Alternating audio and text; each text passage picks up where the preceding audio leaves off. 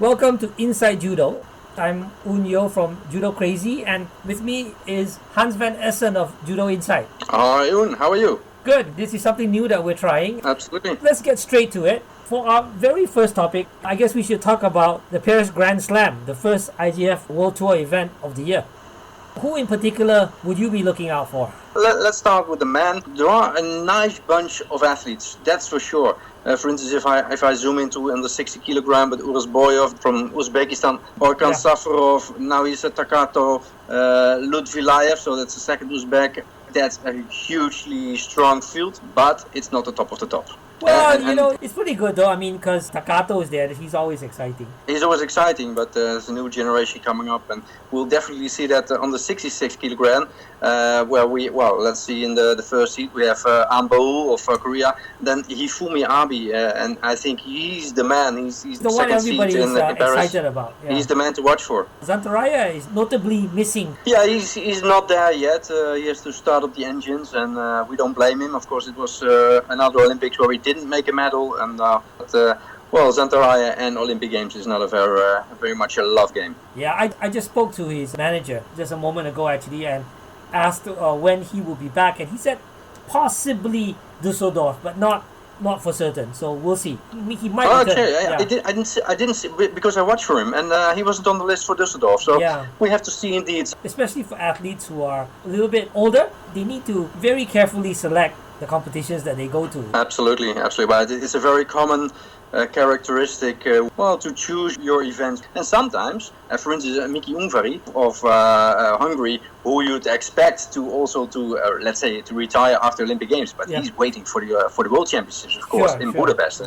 So he won't retire yet. No word of that, no sign of it. But he's also a guy who needs his rhythm. How old is he right now? 33 right now. Oh, I'm wrong. He's 36 already. Wow. Okay. So you would expect that he would retire. So this was in the back of my mind. But no, he's waiting for the World Championships in Budapest, of course. It makes sense. It makes sense. Yeah. So 73 kilos. Of course, three guys from Azerbaijan are now leading in the world ranking, and Orijov is one of them. But the music is really in Japan with Soichi Hashimoto. No Ono. Yes, huh? no Ono. And no Nakaya either, yeah? No Nakaya either.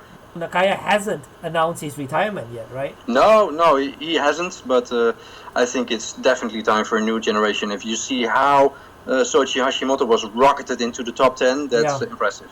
All right, minus 81 kilos. Yeah, we have the strong guy Ivailo Ivanov of Bulgaria. So Sergiu Toma of Emirates. Victor Penalber is the number 5 seed of Brazil. He won last week in Lisbon. It's interesting that Chukishvili is not fighting at 81, but fighting at 90 kilos. That's interesting indeed, because we recently saw a switch in Georgia anyway, because Valam Lipitriani, he's now on the 100 again, and Bekir Gviniashvili is under 90. So if you then have the other king, Chirigishvili on the 90, so that'll be interesting. That's interesting. Yeah. Well, I think the real question is whether it's a permanent move to 90 kilos. Oh, it doesn't feel like temporary. If you start in Paris on a 90 kilo, right? Exactly. Feels like definite. Right. And minus 100. Elmar Gazimov, of course, the number 2 of the Olympic Games. Cyril Marais, of course, he's the man. I think he won 3 times already in Paris, 3 times in a row, so he could do it for the 4th time. But in this field, so the under 100 is quite strong, because you also have Elkan Mamadov of Azerbaijan. Yeah, Mamadov has been around for a long time, hasn't he? Yeah, a long time ago.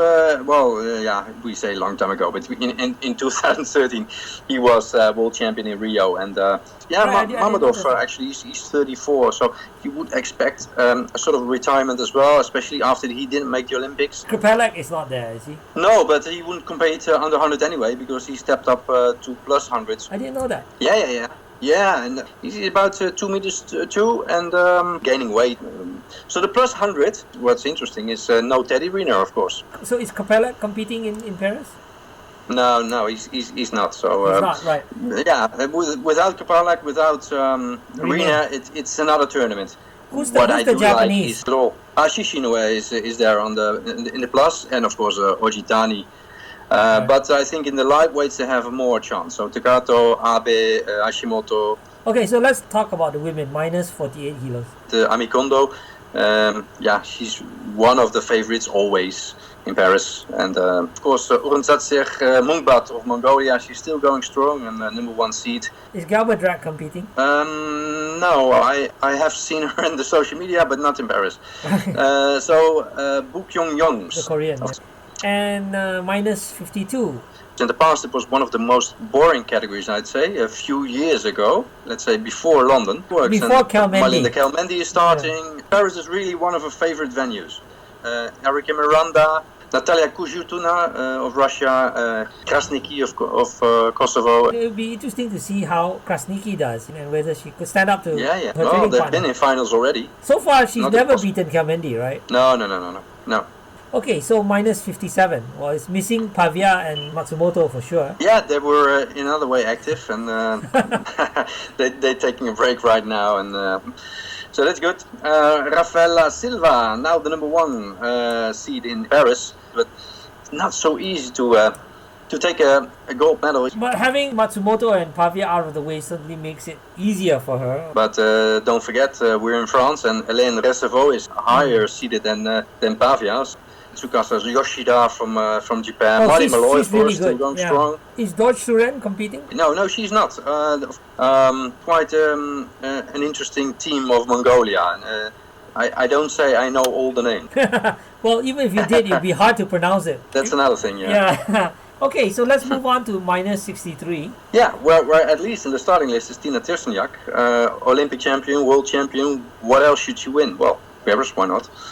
So she starts there, and if you have Tirstenjak and Clarisse Akbek-Nanou, if that would be the final, that would be the dream final. Then furthermore, there's Alice Schlesinger from Great Britain. And minus 70? Under 70, Arai is of course a good replacement for the Olympic champ, Takimoto. But we have youngsters from France like Marie-Yves Gailly. She's the tall French, and she could do it. Absolutely. Is Kim Pauling competing by any chance? No, Kim is, I think, still staying in Italy. What about Alvia? I think I haven't seen her on the list. No, I think she's not there. Right. Okay. Which is a waste, triple world champion. Yeah. So, and minus 78. Yeah, it's missing Kayla Harrison. Absolutely. Mahinda Verkerk, where is she? I think she's at home. That's another story. Myra Aguaya? No, Aguiar is not on the list.